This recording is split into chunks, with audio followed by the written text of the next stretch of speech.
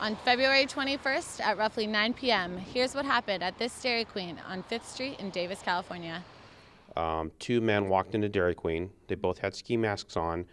One was described as a larger, heavier man. He was over 6 feet tall, about 200 pounds. Another one was described as much thinner, probably about 5'7", about 180, 190 pounds. Both had coverings over their face. The heavier set man had a black ski mask, and the other thinner man had a red bandana. Both were dressed in black, baggy clothing otherwise. The story starts off with me and my buddy going to go to 7-Eleven. That was our original idea, get some refreshments, a Slurpee from 7-Eleven, casual, we do it all the time. My buddy comes up with the idea that he wants a chocolate shake, and we're passing by the Dairy Queen, so we think to ourselves, all right, let's go to Dairy Queen. When we walk in the store, it's almost closing time for the store, and we walk up to the cash register and we ask if we can still order something, and the manager and the employee were pretty grateful, and they actually helped us out, and we're gonna make us stuff to eat. We're waiting at the register, and Max decides to order a corn dog, and so the manager goes back to the back to make a corn dog, while the other employee is making me a chocolate frosty. So that's pretty much what was going on at the moment.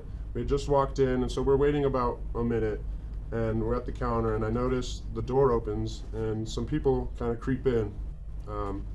At first, I kind of look at them, and I already kind of have a feeling of a tense situation. And I look at them, and I just say to myself, and maybe out loud, are you serious right now? Is this really happening? I'm pretty sure this place is going to get robbed. And me and my buddy look over to our right, and of course, we see two men, one covered in a stocking. We couldn't even see his face. It was really dark. One of those Halloween masks you can't see in, but they can see out. And he had his hoodie on, and he was wearing really baggy clothes. And there was one bigger man in the front, and then kind of a skinnier guy in the back. Don't move, freeze, like stay where you are. And that's when the situation kind of really hit right there. That was like one of the climax, because right when we really knew what was going on, we actually noticed. It got pretty intense, and the situation kind of got even more intense and intense because we had no idea if this guy had a gun and what was going on with the guy that just passed in front of us. First guy came in and did a little James Bond slide over the front counter and immediately grabbed the lady working at the register and told her that she needed to get the manager because they were getting robbed. He had a gun out at this point, pointing at her, and she started freaking out. And then eventually the manager came over and opened the cash register. But basically, I think they'd already put all their money back, and it looked like there's just a bunch of change in there. So I don't think they got very much money out of it. And then once they got into the cash register, they ended up jumping back over. The guy behind me and my friend told us to give him all our cash. I had my wallet in my hand because I happened to be paying right when they came in. And he took that, took Tegan's money, and then they kind of just ran off down away from the train tracks. Scared. It was definitely intense. I never really felt anything like that before. Considering how traumatic this experience was for you guys, could you see yourselves ever going back to the Dairy Queen premises? No, probably not. It was kind of a split-second decision to go there in the first place, and it was clearly the wrong choice, I guess. At this moment, I don't know if I'm ready to go back. I definitely would like to go back maybe soon and talk to the actual manager and employees some more about it. Have you guys sought any professional help in regards of coping with the matter? Not yet. My mom actually wanted me to, but I think I'm okay. I'm coping pretty well. First 2 days were kind of shaky. I was a little freaked out, but...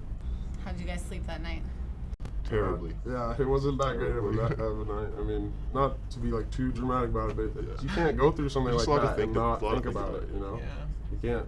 You're thinking about all the different ways it could have gone, all the different things you maybe should have done, but I mean, I think we made the best decision.